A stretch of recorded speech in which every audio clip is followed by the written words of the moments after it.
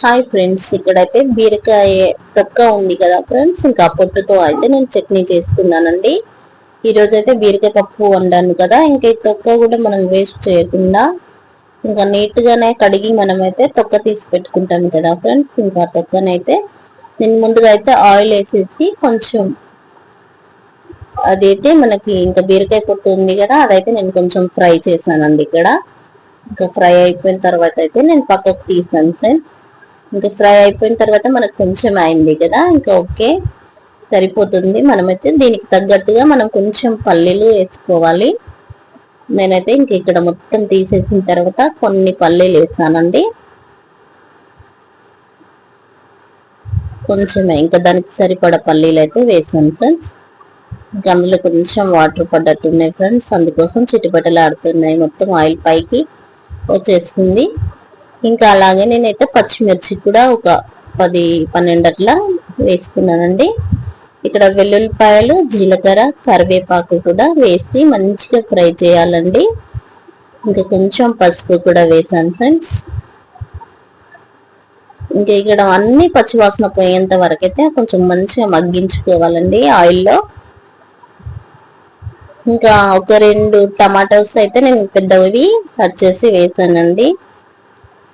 ఇంకా కొత్తిమీర వేసాను. అలాగే ఇంకా బీరకాయ చట్నీ అయితే ఎంత మందికి ఇష్టం ఫ్రెండ్స్, తొక్కతో ట్రై చేయాలి, బాగుంటుంది. ఓకేనా. ఇంకా ఇక్కడైతే నేను మొత్తం కలిపేసుకున్న తర్వాత లాస్ట్ లో కొంచెం చింతపండు కూడా వేసానండి కడిగేసి. కొంచెం ఒక 2 రెమ్మలు కూడా లేదండి, చిన్నది.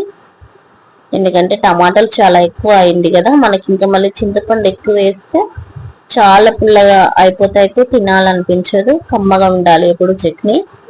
పుల్లగా ఉంటే మళ్ళీ ఫ్లేవర్స్ అన్ని డామినేట్ చేస్తుంది కదా చట్నీకి, అందుకోసం ఎక్కువ వేయకూడదు చింతపండు. ఇక్కడైతే సాల్ట్ కూడా ఇక్కడ వేసేస్తున్నాను మొత్తము. ఇంకా అన్ని ఇక్కడే వేసానండి. జస్ట్ మనం మిక్సీ పట్టుకొని పచ్చడి అయితే పోపు పెట్టుకోవడమే ఉంటుంది ఫ్రెండ్స్. ఇంక ఇది నువ్వులతో చేస్తే చాలా టేస్టీగా ఉంటుంది ఫ్రెండ్స్. నేనైతే ఒక దగ్గర క్యాటరింగ్ లో తిన్నానండి, ఎంత టేస్టీగా ఉండేనో. అదైతే చాలా చాలా బాగా నచ్చింది. నేను ఇంకొకసారి చేసి చూపిస్తానండి నువ్వులతో బీరకాయ చట్నీ, చాలా బాగుంటుంది.